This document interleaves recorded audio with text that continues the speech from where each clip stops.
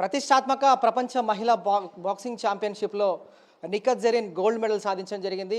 తెలంగాణకు సంబంధించి నిజామాబాద్ నుండి తొలిసారిగా భారతదేశానికి స్వర్ణ పతకం అందించింది. ఇదే అంశంపై మనతో మాట్లాడేందుకు నిఖత్ జరీన్ పేరెంట్స్ ఉన్నారు, వారితో మాట్లాడదాం. परवीन जी, सबसे पहले आपको मैं मुबारकबाद देना चाह रहा हूँ. आप कैसे महसूस करें कि आपने जो गोल्ड मेडल जीती ना आपकी बेटी, इसके बारे में आप क्या बोलना चाह रहे हैं? सबसे पहले इनको थैंक्स बोलना है. और मेरी बच्ची जीती गोल्ड कल रात में, तो बहुत प्राउड फील हुआ. एकदम इमोशनली वो भी वहाँ से रो रही थी, एकदम जॉय ऑफ टीयर. अब यहाँ भी वो मेरे को भी एकदम वो जीती, लेकिन ऐसा महसूस हुआ कि मैं जीती हूँ, मैं खेल के जीती हूँ, ऐसा महसूस हुआ. बहुत फ़ख्र महसूस हुआ. बच्ची गोल्ड मेडल लाई देश के लिए, अपने तेलंगाना गवर्नमेंट के लिए. आपने जो मतलब इसकी मतलब मेहनत कैसी थी बचपन से, और स्टडी से, और जॉब है आपकी फैमिली में, और इसके निखत की कैसी देखभाल थी आपकी? बचपन से वो एक लड़के के जैसे ही रहती थी, यानी कि एकदम बोल्ड. वो खेलना कूदना, वो बंगलों पे चढ़ना, ऐसा भागना, वो बहुत शरीर थी वो बचपन में. मेरे को 4 लड़कियाँ, 4 में से निखत तीसरी है, तो 3 तो ऐसे ही है, मतलब नॉर्मल. ये ज़रा बहुत शरीर थी. उसको बचपन से खेलना कूदना ये था, बग्गड़ कामा करना.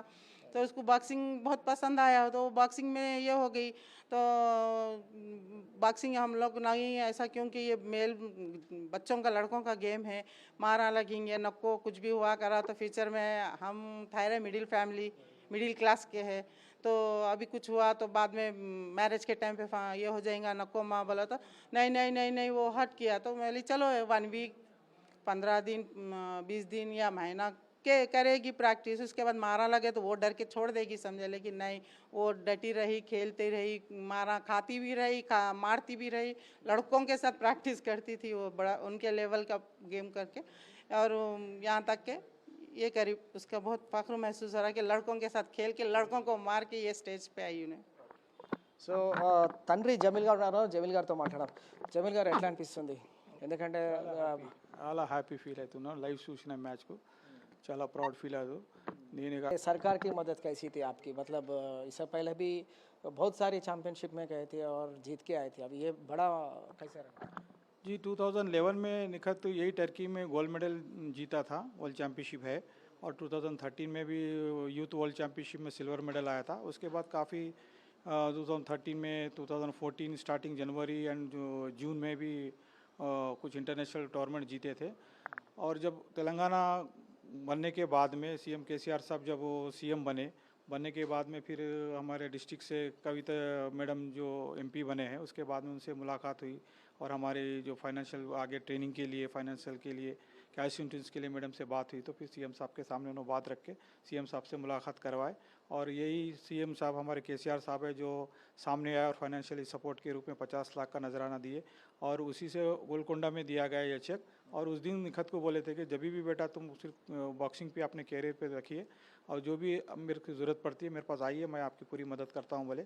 हम उनकी बहुत तारीफ़ करते हैं, और जो सपोर्ट गवर्नमेंट से हमको दिए हैं बहुत हम उनका शुक्रिया अदा करते हैं, कविता मैडम का भी.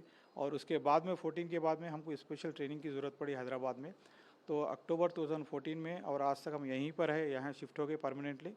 और गवर्नमेंट के वो सपोर्ट से आज हम लोग आज ये रिजल्ट दिए हैं वर्ल्ड चैम्पियनशिप में.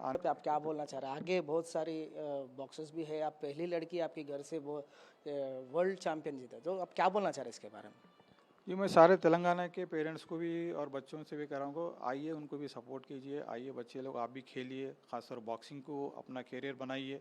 और अभी जो डेवलपमेंट आ गया है बॉक्सिंग का, जो 2-4 साल से अभी भी जो आगे आ रहे बच्चे, उनके लिए भी है कि मोटिवेट कर रहा हूँ कि आप आइए బాక్సింగ్ को अपना కెరీర్ बनाए. అందరి ప్రోత్సాహంతో నిఖత్ జరీన్ ప్రపంచ స్థాయి బాక్సర్గా నిలవడం తమకు ఎంతగానో సంతోషాన్ని ఇచ్చిందని చెప్పి తల్లిదండ్రులు హర్షం వ్యక్తం చేస్తున్నారు. వీడియో జర్నలిస్ట్ హరీష్తో కిరణ్ టీవీ, హైదరాబాద్.